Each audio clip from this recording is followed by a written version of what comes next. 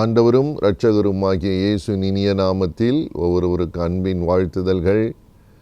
கர்த்தருடைய அநாதி சிநேகம் உங்கள் ஒவ்வொருவரையும் நிரப்பி உங்களை பாதுகாத்து நடத்தும்.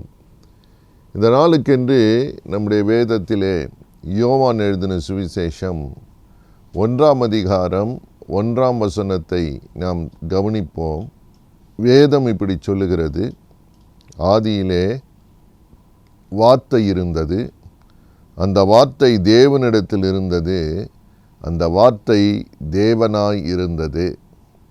கர்த்தருக்கு மகிமை உண்டாவதாக. வார்த்தை தான் தேவன், தேவன்தான் வார்த்தை, அந்த வார்த்தை தான் மாம்சமானது என்று அதே அதிகாரம் 14ஆம் வசனம் நமக்கு சொல்லுகிறது. அந்த வார்த்தை மாம்சமாகி, அதுதான் ஆண்டவராகிய இயேசு கிறிஸ்து. உங்களுக்கும் எனக்கும் ஈவாக ஒரு பெரிய கிஃப்டாக வந்தவர் தான் நம்முடைய ஆண்டவராகிய இயேசு கிறிஸ்து. வார்த்தையாகிய அவர் என்று வேதம் சொல்லுகிறது. அவரினால், அந்த வார்த்தையினால் என்னையா மகிமை, என்ன நன்மை, என்ன பிரயோஜனம் என்று நீங்கள் ஒருவேளை யோசித்தால், அந்த அதிகாரத்திலே 4ஆம் வசனம் இப்படி எழுதியிருக்கிறது: அவருக்குள் ஜீவன் இருந்தது, அந்த ஜீவன் மனுஷருக்கு ஒளியாய் இருந்தது. 2 காரியங்களை ஆண்டவராகிய இயேசு வார்த்தையாக வந்தவர் நமக்கு தருகிற 2 பெரிய முக்கியமான ஆசீர்வாதங்கள். ஒன்று, ஜீவன் நிறைந்த வார்த்தை, லைஃப். 2வது, அந்த ஜீவனில் என்ன இருந்ததாம்? ஒளி. கர்த்தருக்கு மகிமை உண்டாகட்டும். யோவான் 10ஆம் அதிகாரம் 10ஆம் வசனம் இப்படி சொல்லுகிறது: அவர் நமக்கு ஜீவனை, பரிபூர்ண ஜீவனை கொடுக்க வந்தார். ஆனால் இந்த உலகத்திலே பிசாசானவன் திருடவும் கொல்லவும் அழிக்கவும் வருகிறானே அன்றி வேறொன்றுக்கும் வருகிறதில்லையாம். ஆனால் இயேசு எதற்கு வந்தார்? ஜீவன் உண்டாயிருக்கவும், அந்த ஜீவன் பரிபூர்ணமாய் நமக்குள்ளே வாசமாயிருக்கவும். எத்தனை பாக்கியம்! Jesus gives life. ஆம் பிரியமானவர்களே, அவருடைய வார்த்தை ஜீவனான வார்த்தை. யோவான் 6ஆம் அதிகாரம் 63ஆம் வசனத்தை வாசிக்கிற போது வேதம் சொல்லுகிறது: இயேசு சொன்னார், நான் உங்களுக்கு சொல்லுகிற வார்த்தைகள் ஆவியும் ஜீவனுமாய் இருக்கிற வார்த்தைகள். It is life, it is spirit. கர்த்தருக்கு மகிமை உண்டாகட்டும். ஜீவனுள்ள வார்த்தைகள் நம்மை, ஜீவனை நமக்கு தருகிறது. Full of life. இன்றைக்கு ஒரு சிலரை விசாரிக்கிற போது சொல்லுவார்கள், எப்படி இருக்கிறீர்கள் என்று கேட்டால், ஏதோ இருக்கிறோம், ஏதோ வாழ்கிறோம், ஏதோ நடக்கிறோம். ஆனால் ஆண்டவராகிய இயேசு, வார்த்தையாகிய அவர் நமக்குள்ளே வருகிற போது முதல்ல அவர் ஜீவனை தருகிறார். Full of life. கர்த்தருக்கு பிரியமானவர்களே, ஒரே ஒரு வாழ்க்கை தான், அந்த வாழ்க்கை ஜீவன் நிறைந்த ஒரு வாழ்க்கை. வேதம் சொல்லுகிறது, இந்த ஒளி என்ன செய்யுமாம்? அதே அதிகாரம் யோவான் 1ஆம் அதிகாரம் 9ஆம் வசனம் இப்படி சொல்லுகிறது: உலகத்திலே வந்து எந்த மனுஷனையும் பிரகாசிப்பிக்கிற ஒளியே அந்த மெய்யான ஒளி. It's a true light. இந்த மெய்யான வெளிச்சமாகிய அவர் எந்த மனுஷனையும் என்று போட்டிருக்கிறது. எத்தனை ஆசீர்வாதம்! நீங்கள் எந்த மதமாக இருந்தாலும் சரி, எந்த இனமாய், எந்த கோத்திரம், எந்த மொழி, எந்த நிறமாய் இருந்தாலும் சரி, எந்த மனுஷனையும் பிரகாசிப்பிக்கிற மெய்யான ஒளி.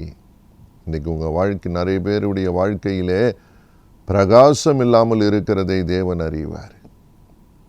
நிறைய பேருடைய வாழ்க்கையில் உற்சாகம் இல்லை, ஒரு உந்துதல் இல்லை.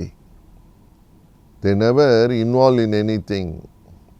ஒரு சிலர் எனக்கு தெரியும், தங்களை எப்பொழுதுமே குறைவாகவே நினைத்து கொள்ளுவார்கள், எப்பொழுதும் ஒதுங்கி இருப்பார்கள்.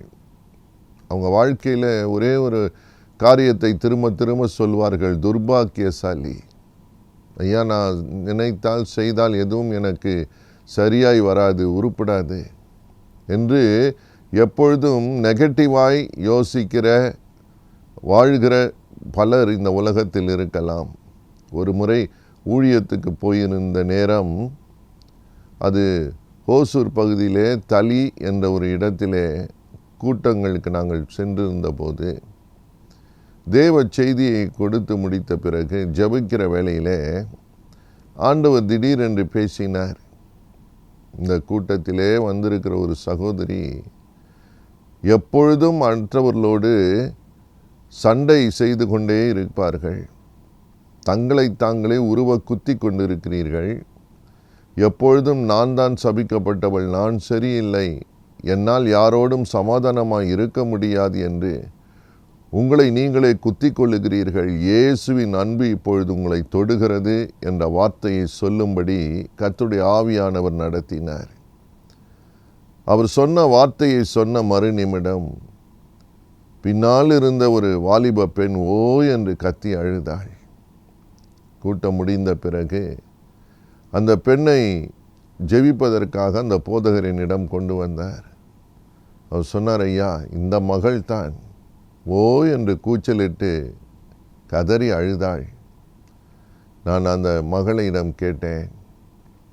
அந்த மகள் சொன்னாள், ஐயா, என் வாழ்க்கையில் ஆரம்பத்திலிருந்தே வருத்தம், ஆரம்பத்திலிருந்தே என்னுடைய உள்ளத்திலே ஒரு சோர்வு. ஆண்டவருடைய வார்த்தை சொன்னது உண்மை. ஆனால் அந்த வார்த்தை வந்ததுமே பெரிய வெளிச்சம் என் மேல் இறங்கினது.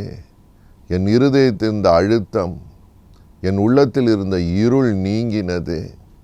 இயேசுவின் அன்பின் பிரசன்னத்தை கண்டேன். இயேசு என்னை தொட்டார், என்னால் அடக்க முடியவில்லை. ஆகவே வாயை திறந்து கதறி கத்தி அழுதுவிட்டேன். இயேசுக்கு என்னை ஒப்பு கொடுத்தேன் என்று சொன்னார்கள். எத்தனை பாக்கியம்! எந்த மனுஷனையும் பிரகாசிப்பிக்கிற மெய்யான ஒளி. கலங்காதிருங்கள், இந்த ஒளியினால் தேவன் உங்களை சந்திக்கிறவர். அதுதான் இந்த நற்செய்தி. இயேசு வார்த்தையாகிய வந்த அவர் என்ன செய்வார்? இருள் இருக்கிற ஜனங்கள் பெரிய வெளிச்சத்தை கண்டார்கள் என்று வேதம் சொல்லுகிறது. மரண இருளின் திசையில் இருக்கிறவர்களுக்கு வெளிச்சம் உதித்தது என்று வேதம் சொல்லுகிறது. நீங்கள் வாசித்து பாருங்கள். வேதம் 60ஆம் அதிகாரம் ஏசாயாவிலே எழுதியிருக்கிறது. எழும்பி பிரகாசி, உன் ஒளி வந்தது, கர்த்தருடைய மகிமை உன்மேல் உதித்தது. எந்த மனுஷனையும் எந்த மனுஷையும் பிரகாசிப்பிக்கிற மெய்யான ஒளி. நீங்கள் எழும்பாமல் இருக்கலாம். ஒருவேளை சோர்ந்து போய் மூளையிலே பயந்து போய் உட்கார்ந்திருக்கலாம். சூழ்நிலைகள் உங்களை பயமுறுத்தி கொண்டிருக்கலாம். இன்றைக்கு கர்த்தருடைய வார்த்தை உங்களுக்கு நேரே வருகிறது. மகளே பயப்படாதே, மகனே பயப்படாதே. உன்னை பிரகாசிப்பிக்கிற மெய்யான ஒளி இயேசுவானவர் உங்கள் மேல் உதிக்கிறவர். மெய்யான ஒளி. He will brighten your life. சில பேருடைய எதிர்காலமே கேள்விக்குறியாக இருக்கிறது. பல முறை உங்கள் இருதயத்திலே கேட்கிறீர்கள், என்ன நடக்கும், எப்படி நடக்கும், எப்பொழுது நடக்கும்? பயப்படாதிருங்கள். எந்த மனுஷனையும் பிரகாசிப்பிக்கிற மெய்யான ஒளி. அவர் வந்துவிட்டால் சகலத்தையும் அவர் மாற்றுகிறவர். அந்த ஒளி வந்துவிட்டால் இருள் தானே விலகும். அதே அதிகாரத்திலே வேதம் இப்படி சொல்லுகிறது, 5ஆம் வசனத்திலே, அந்த ஒளி இருளிலே பிரகாசிக்கிறது, இருளானது அதை பற்றி கொள்ளவில்லை. எத்தனை ஆசீர்வாதம்! இருள் இருக்கத்தான் செய்யும், ஆனால் இருளை நாம் விரட்ட வேண்டிய அவசியமில்லை. ஒளி வருகிற போது இருள் தானே விலகும். இருளுக்கு ஒரு வல்லமை இருக்கலாம், ஆனால் வெளிச்சம் வருகிற போது இருளின் வல்லமைகள் அற்று போகிறது. இந்த இருள் வெளிச்சத்தை மேற்கொள்ளவே முடியாது. பலர் வாழ்க்கையிலே இருளை கண்டு பயப்பட்டு கொண்டிருக்கிறவர்கள் உண்டு. they are always afraid of darkness. பலருடைய மனம் இருளாய் இருக்கிறது. ஆம் பிரியமானவர்களே, சிந்தனை இருளாய் இருக்கிறது. கர்த்தராகிய இயேசுவின் ஒளி உங்கள் மேலே பிரகாசிக்கும். அந்த ஒளியினாலே இருளின் கிரியைகள் அழிந்து போகப்படும். கர்த்தருக்கு மகிமை உண்டாகட்டும். எல்லா பிசாசின் கிரியைகள் இருளின் கிரியைகள். வேதம் சொல்லுகிறது, இருளில் நடமாடுகிற பல தீமையான காரியங்கள் இருக்கிறதாம். ஆனால் மெய்யான ஒளியாகிய அவர் பிரகாசிக்கிறவர், நிச்சயமாக உங்கள் மேல் உதிக்கிறவர். உங்கள் இருதயம் கலங்காதிருக்கட்டும். உங்கள் வீட்டிலே உதிக்கிறவர், உங்கள் பிள்ளைகள் மேலே உதிக்கிறவர். அந்த மெய்யான ஒளி எல்லா இருளையும் மேற்கொள்ளும். தவறான எண்ணங்கள், தவறான வாழ்க்கை, தவறான பழக்கங்கள், தவறான சிந்தனைகளிலிருந்து ஒரு விடுதலை தருகிற மெய்யான ஒளி. பிரியமானவர்களே, சில பேர் வாயை திறந்தாலே தவறாகவே பேசி கொண்டிருப்பார்கள், நெகட்டிவாகவே பேசி கொண்டிருப்பார்கள். உருப்படாது, சரி வராது, அது வாய்க்காது, அது நடக்காது, அது கிடைக்காது. இன்றைக்கி கர்த்தருடைய வார்த்தை உங்களுக்குள்ளே வருகிறது. வெளிச்சமாகி அவர் உதிக்கிற போது ஆல் திங்ஸ் பிகம் பாசிபிள். காரணம், வேதம் சொல்லுகிறது 3வது வசனம், சகலமும் அவர் மூலமாய் உண்டாயிற்று, உண்டானதொன்றும் அவராலே அல்லாமல் உண்டாகவில்லை. Is a creator. அவர் உருவாக்குகிற தேவன். உங்களுக்காக, உங்களுக்குள்ளே, உங்களை கொண்டு தேவன் உருவாக்குவார். ஏன் நாம் அவருக்கு இடம் கொடுக்கக்கூடாது? இருதயத்தை திறப்போம், சிந்தையை திறப்போம். அந்த வெளிச்சம் உங்கள் மேலே பிரகாசிக்க இப்பொழுது கர்த்தர் அருள் செய்வார். உங்கள் வீட்டுக்குள்ளே அவருடைய வெளிச்சம் பிரகாசிக்கும். இப்பொழுது நாம் ஜெபிப்போம். உங்களை நேசிக்கிற நல்ல தகப்பனே, உடைய வார்த்தையை கேட்டுக்கொண்டு இருக்கிற ஒவ்வொரு பிள்ளையும் ஆசீர்வதிங்க. ஒவ்வொரு சகோதரன் மேலும், சகோதரியின் மேலும், அந்த வாலிபன் மேலும், வாலிப பிள்ளையின் மேல் தேவனுடைய வெளிச்சம், மகிமையான வார்த்தையாகிய இயேசு கிறிஸ்துனுடைய வெளிச்சம், மெய்யான ஒளி பிரகாசிக்கட்டும், உதிக்கட்டும். அப்பா, உதிக்கட்டும். இருளையே பார்த்து சோர்ந்து போயிருக்கிற உள்ளங்கள் உண்டு. இந்த வருடம் முழுவதும் கடந்து வந்துவிட்டோமே, இனியாவது எங்களுக்கு ஒரு வாழ்க்கையில் வெளிச்சம் வருமா, விடியல் வருமா என்று காத்திருக்கிற பிள்ளைகளுக்கு இறங்கும். நெடுநாட்களாய் அதே பிரச்சனையில் வாழ்ந்து கொண்டிருக்கிறவர்களை தகப்பனே, உம்முடைய வெளிச்சம் இப்பொழுது தொடுவதற்காக ஸ்தோத்திரம். அணைத்து கொள்ளும் தெய்வீக வல்லமை இப்பொழுது ஒவ்வொரு மேலும் ஊற்றப்படுகிறதற்காய் நன்றி. வெளிச்சம் வருகிற போதே மகிழ்ச்சி வருகிறதற்காய் ஸ்தோத்திரம். வெளிச்சம் வருகிற போது ஜீவனும் வருகிறதற்காய் ஸ்தோத்திரம்.